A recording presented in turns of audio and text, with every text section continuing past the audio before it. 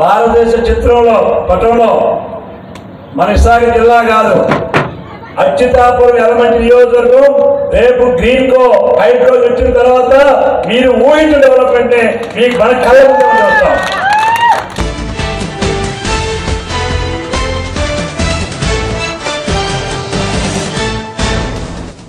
Chandrababu vision ఉన్న నాయకుడు. ఆ సీటు కోసం తప్పని పరిస్థితుల్లో రాజకీయం చేస్తారేమో. పదవిలోకి వచ్చాక దేశ భవిష్యత్తు, రాష్ట్ర భవిష్యత్తు, యువత భవిష్యత్తు ఆలోచిస్తారు. హైదరాబాద్ను తీర్చిదిద్దిన వ్యక్తికి అమరావతిని నిర్మించడం సాధ్యం కాదా?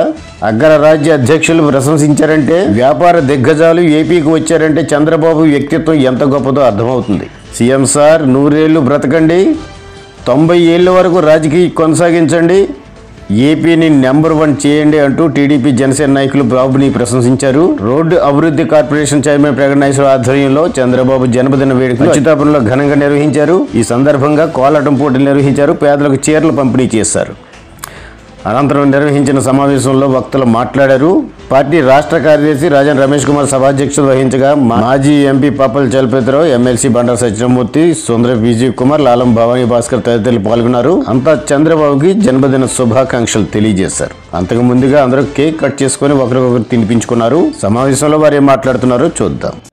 ఒక సామాన్య మామిడి మొక్క అనేది వేసి చలపతిరావు గారు, బండారు గారు ఈ ప్రాంతం అభివృద్ధి చేయాలని, ఈ ప్రాంతాన్ని పేదరికం నుంచి పారిశ్రామిక తీసుకురావాలని అనేకమైన ప్రయోగాలు చేసి చంద్రబాబు నాయుడు గారి దగ్గర మెప్పులు పొంది అటు బండారు గారు కానీ ఇటు పప్పుల వారు కానీ ఎంతో కృషి చేశారు. అందులో భాగమే ఇవాళ అచ్యుతాపురం పారిశ్రామిక అభివృద్ధి చెందడానికి కారణం. నేను ఎమ్మెల్యే, ఇంకా మిగతా నాయకులు కూడా మీతో ఉంటాం. చంద్రబాబు నాయుడు గారితో ఒకసారి మీటింగ్ వేయించి రోడ్డు కార్మికులకి, రోడ్డు నిర్వాహకులు కానీ, అదేవిధంగా రామిల్లి మండలంలో ఉన్న నిర్వాహకులు కానీ, ఎక్కడున్న పాత నిర్వాహకులు కానీ, మత్స్యకారుల ప్యాకేజీలు కానీ, మిగతా ప్యాకేజీలు కూడా అందరికి అందేపెట్టు మీ నాయకత్వంలో, మా శాసనసభ నాయకత్వంలో కృషి చేస్తారని ఈ జన్మజయం భాగంగా మీ అందరికీ తెలియజేస్తూ, చంద్రబాబు రాజు ఆ రోజు చాలా ఎటకారంగా మాట్లాడాడు. ఆడే గుండ్ర ఆడితో సంబంధం వస్తే 2-3 వస్తాయి, అందుకని ఎక్కువ రాజు తెలుగుదేశం కన్నట్టు. రాష్ట్రం మొత్తంలో తెలుగుదేశం పార్టీ అంటే ఏంటో చూపించాం. ఆ రోజు 42 సర్పంచులు గెలిచాం. మొన్న 2024 వచ్చేసరికి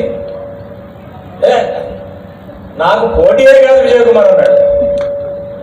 మరి ఇప్పుడు ఏం బొమ్మ కనబడిందో తెలియదు. ఏమనుకున్నాడంటే తెలుగుదేశం విజయ్ కుమార్ వేరు అనుకున్నాడు. తెలుగుదేశం విజయ్ కుమార్ ఎప్పుడు వేరు కాదు. ఈరోజు పవన్ కళ్యాణ్ గారు అనే వ్యక్తి చంద్రబాబు నాయుడు గారిని పొగుడుతున్నారు, మీ నాయకత్వంలో మేము పనిచేస్తున్నాం అని అంటే అది ఆశామాషి కాదు, ఊరికే మాట్లాడలా.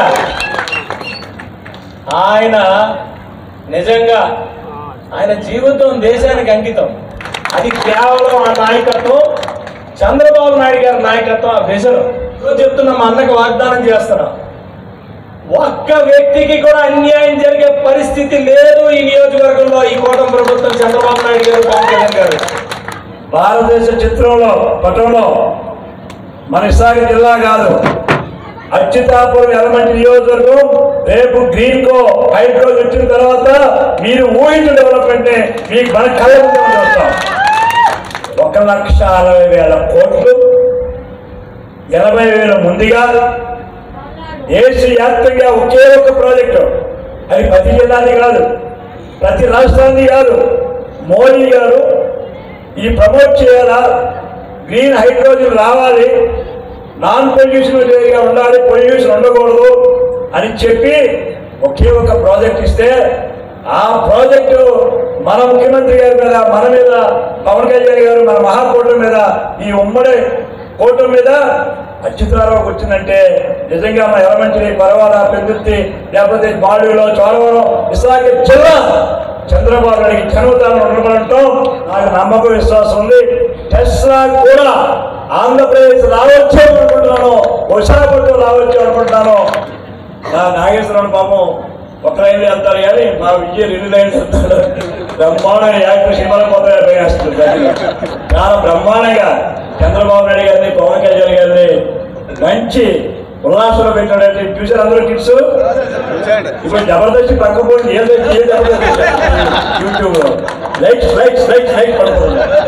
అలాంటి శాసనసభ్యుడు తమ్ముడు విజయ్ కుమార్ నేతృత్వంలో మా నాగేశ్వరరావు కూడా పాపం నిజంగా ఆ ఓపిక, పేషెన్సీ, ఆరోగ్యాన్ని లెక్క చేయకుండా పనిచేసిన వ్యక్తి మీ ఇన్ఛార్జ్ నాగేశ్వరరావు గారు. ఒక విషయం చెప్పాలి, నారా చంద్రబాబు నాయుడు గారు నాకన్నా చిన్నవారు. ఆయనకి 75 అయితే నాకు ఇప్పుడు 80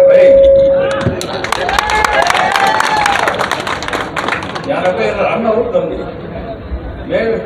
మేమిద్దరం మాట్లాడుకునేటప్పుడు ఆయన మొదటి ప్రశ్న, నీకు ఎన్ని సంవత్సరాలు అడుగుతారు అంటే నాకు 80లో అడుగు పెట్టానండి. అంటే మరి నీకన్నా 4 సంవత్సరాలకే వచ్చిన నేను ఎంత యాక్టివ్గా ఉన్నానో చూడు అని. నిజంగా ఆయన ఎప్పుడూ చంద్రపురంలాగే ఉన్నాడు. కానీ మనం ఆయన తీసుకున్న జాగ్రత్తలు మనం ఏమీ తీసుకోలేదు. ఇప్పుడు కాలం అంతా అయిపోయిన తర్వాత ఇప్పుడు జాగ్రత్తలు తీసుకుందామంటే పాత అలవాట్లు వదులుకోలేదు.